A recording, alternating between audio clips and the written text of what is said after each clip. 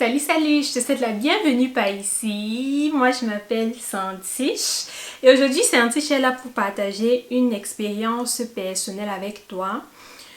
Une expérience, une histoire qui m'a vraiment fait mal, qui m'a blessée, qui m'a choquée.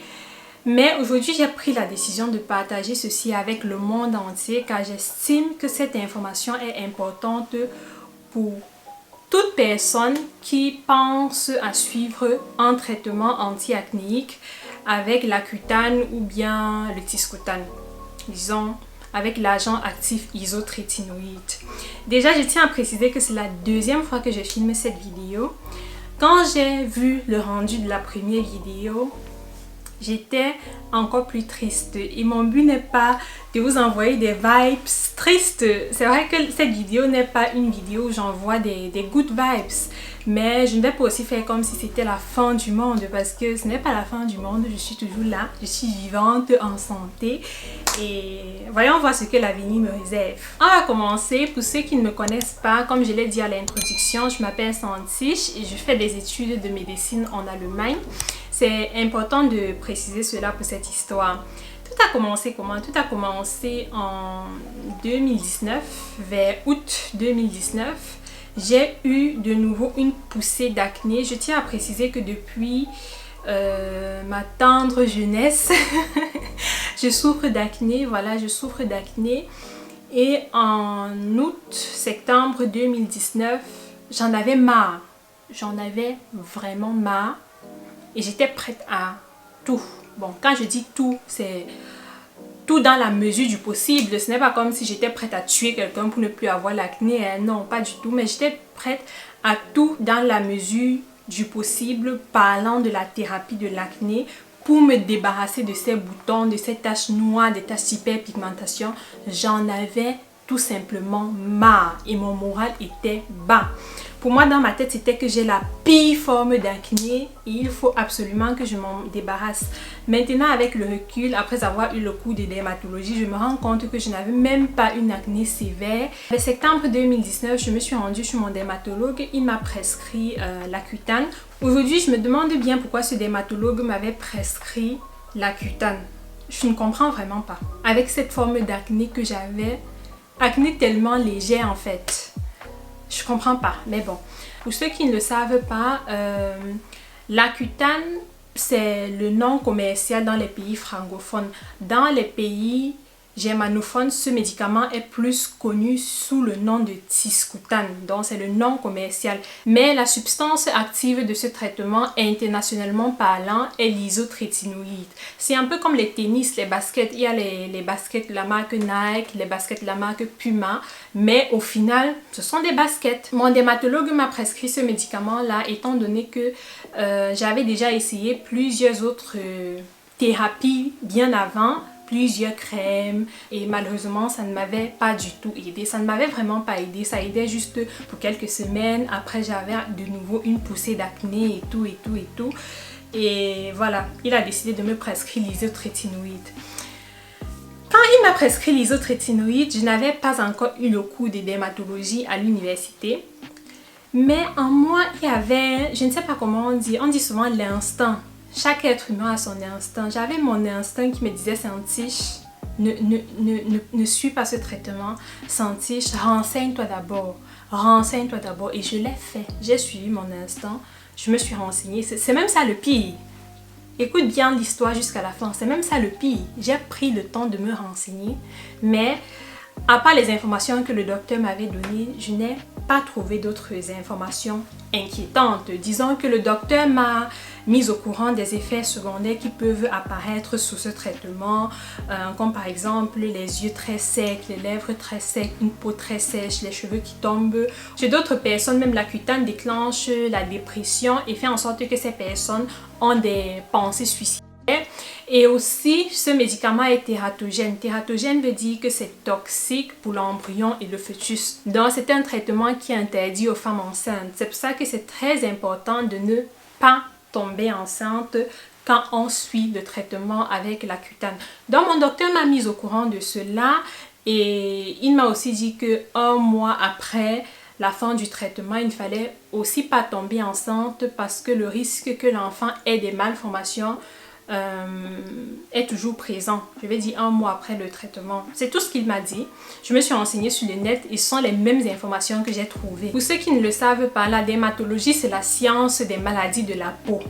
Et pendant un cours de dermatologie, on a abordé le sujet de l'acné, les différentes formes de l'acné, le traitement anti-acnéique et tout et tout. Et étant donné que je suis aussi concernée, mes oreilles étaient naturellement grandement ouvertes pour bien écouter ce que le prof a à dire parce que ça pourrait aussi m'être utile. Elle a parlé de l'isotrétinoïde, que c'est une substance qui appartient au groupe des rétinoïdes. C'est un dérivé de la vitamine A et un traitement assez effectif et très puissant pour traiter l'acné.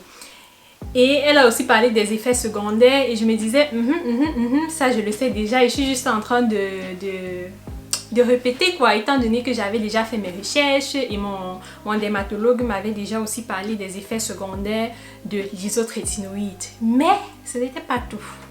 Après, la prof a dit un truc qui m'a choquée. En fait, la prof a dit ceci, que non seulement c'est important de ne pas tomber enceinte quand on suit le traitement anti-acnéique avec l'Accutane, mais c'est aussi important de ne pas tomber enceinte quelques années après la fin du traitement.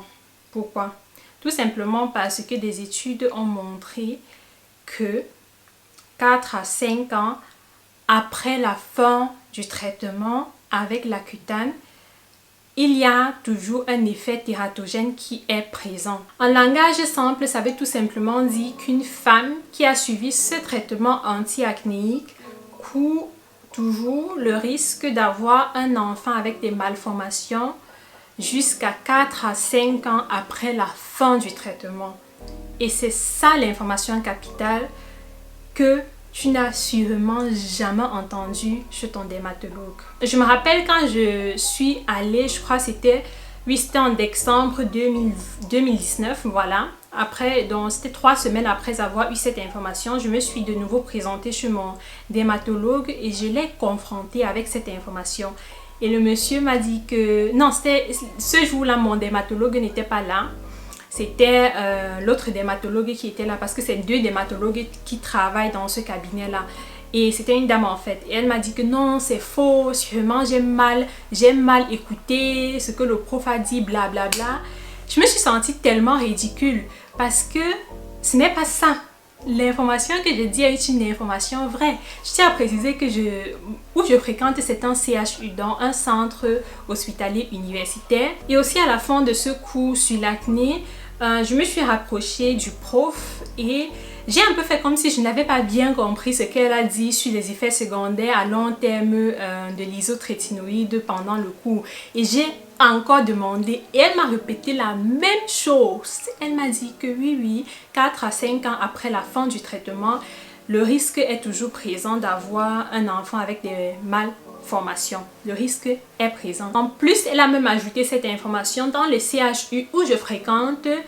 Ils ne prescrivent pas l'isotrétinoïde aux jeunes femmes de mon âge ou bien aux jeunes femmes qui n'ont pas encore accouché et qui prévoient accoucher dans quelques années. Ils ne le prescrivent pas. Ils le font juste dans des cas exceptionnels. Quand je dis exceptionnel là, la façon qu'il me disait ça, non, c'était déjà presque jamais. Ce même jour quand je suis rentrée, j'ai recommencé à faire des recherches. Je tiens à préciser que avant de prendre la décision de suivre ce traitement, j'avais fait des recherches en français et en allemand parce que ce sont mes 2 langues de base. Mais ce jour-là, j'ai fait des recherches en anglais. En faisant donc mes recherches, je suis tombée sur une publication sur ResearchGate, ceux qui font dans les sciences médicales, mes collègues qui passent par ici, là, vous connaissez ce que c'est un peu comme PubMed. Et je cite, "This could be explained as retinoids in general are stored in fatty tissue for a longer time after stopping the therapy." En français, qu'est-ce que ça veut dire? Ça veut tout simplement dire que les rétinoïdes sont stockés dans le tissu adipeux, dans la graisse, pendant une longue période après la fin de la thérapie. Et comme je l'ai dit, l'isotrétinoïde est un rétinoïde, est un dérivé de la vitamine A. Pour moi, en fait, cette publication et cette phrase est une preuve écrite. Je tenais absolument à avoir une preuve écrite avant de me placer là et de partager mon expérience, parce que nous le savons tous, Internet est disponible à tout le monde et tout le monde peut venir sur Internet raconter du n'importe quoi.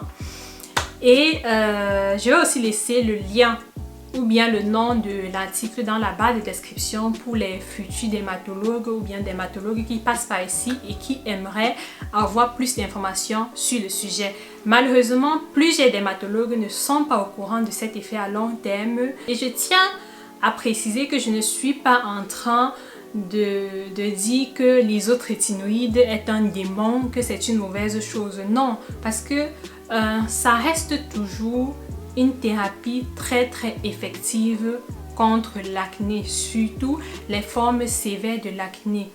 Mais c'est maintenant à chacun de regarder les effets positifs, les effets négatifs, de peser la balance et de voir, de prendre sa décision en fait. Mais je ne suis pas ici pour dire que isotrétinoïde, Tiscoutan, Accutane, c'est le démon ou bien on doit enlever ça du marché. Non, non, non. Ça a bien sa place sur le marché car ça aide plusieurs personnes. Je connais plusieurs personnes qui souffraient vraiment de formes graves d'acné. Moi-même, j'en ai vu à l'hôpital et qui ont pu être soulagées, qui ont pu de nouveau avoir le goût à vivre.